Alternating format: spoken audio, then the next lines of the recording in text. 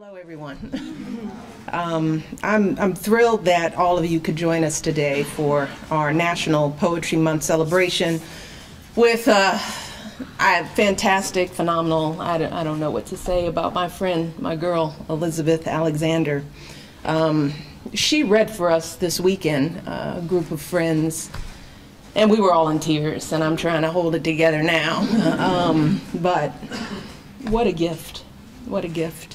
I want to start by thanking the President's Committee on the Arts and the Humanities for their leadership and their work in planning this wonderful event, and for the outstanding work that they're doing to bring the arts to young people across this country.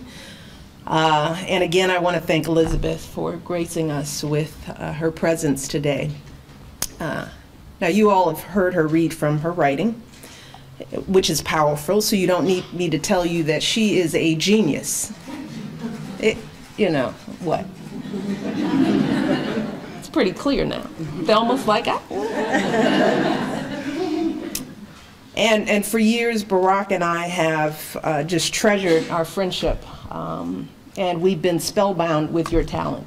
And as for her book, The Light of the World, you know, it just takes your breath away. Somehow through this beautiful memoir, Elizabeth has been able to find her way through crushing grief over the loss of her husband, our friend Fikre. Hers was the kind of grief that would leave most of us unable to function normally. Yet she took all that grief and she transformed it into something beautiful and powerful. Not just for herself, but for anyone who has ever lost someone they love. So this book is not just an achievement for her, it's also a lifeline for others who are overwhelmed by their own grief. It's Elizabeth's way of telling us all, you are not alone. You will eventually find your way out to the other side.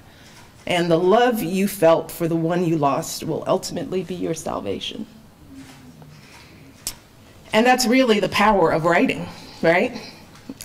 First and foremost, writing can be a form of healing for the writer and for the reader. It can be a way of unlocking and untangling powerful emotions. And that's a message especially that I want to emphasize to the student poets who are here today, that when you take all those painful, noisy, confusing feelings that are in your head and you find a way to get them on a page, then suddenly they're not so bad. Suddenly they don't hurt quite as much.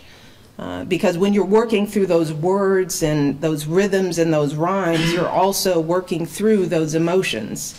And when you're finished, it's amazing how liberating you can feel. And that's true no matter what kind of writing that you do, whether it's poetry or journaling or short stories, even rap. Yes, rap. Because rap is definitely poetry. Snap, snap, snap.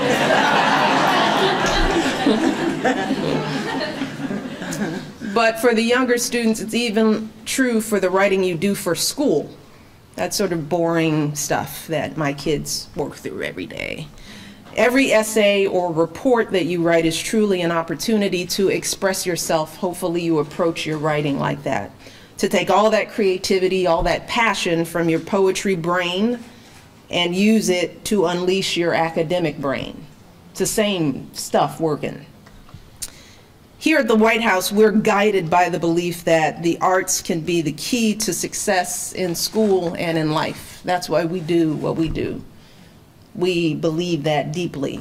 And that's the basic idea that drives every cultural event that we host here in this home.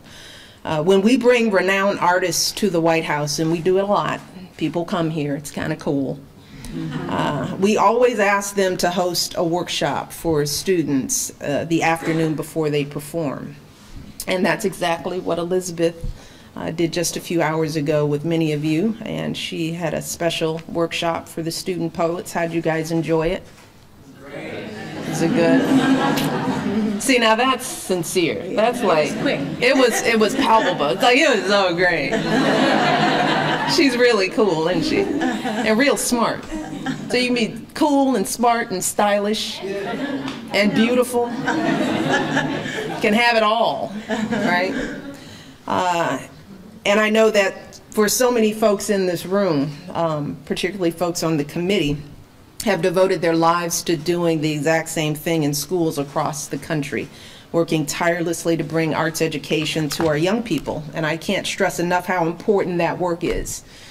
Can't stress it enough, because we know that kids who are involved in the arts have higher grades, higher graduation rates, higher college enrollment rates, and on and on and on. Arts is not a luxury, you know.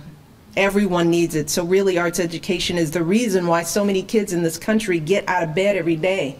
It is the only thing that gets them snap, snap, snap. Come on. So here's what we do. We hook them with the arts, and once we get them into those classrooms, then we can teach them some of that other stuff they don't really like. Math, history, all that stuff.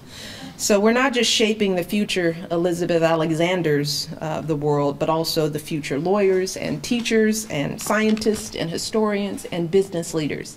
It's all connected. And what I want to end today by simply saying is thank you to all of you in this room, to Elizabeth, our teachers, to all the folks who are dedicated to that vitally important work, because too many kids in our country will never experience this. They will never learn how to write a poem. They will never learn how to appreciate the works of any of the great poets. They will never play an instrument. They will never, you know, be in a band or sing in a choir. And that's something I want the young people to understand, is that you all are blessed just by being in this room. You are blessed. And because you are blessed, it is now your duty, Madeline, we talked about this the last time you were here, is to pass it on. Yeah. Pass it on. That's your job. That's the rent you are paying for sitting in these seats, especially our Yale students, because you're coming up next. You guys have got to find the young people in your world, and you got to pull them in and give them these opportunities and to expose them, because this kind of stuff saves lives. We see it every day. It does. Snap, snap. So I want to thank everyone here for supporting the PCAH and all the other efforts around the country to inspire arts education and music and dance and everything else that goes on in our schools. And I want to thank Elizabeth and the Alexander and Gabriel Jesus family for being here to celebrate with us this day. And I hope you guys pass it on. Just keep going, keep working hard. We're proud of you. We believe in you.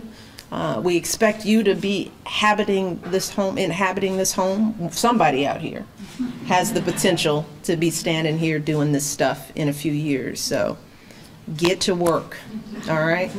Thank you all. God bless.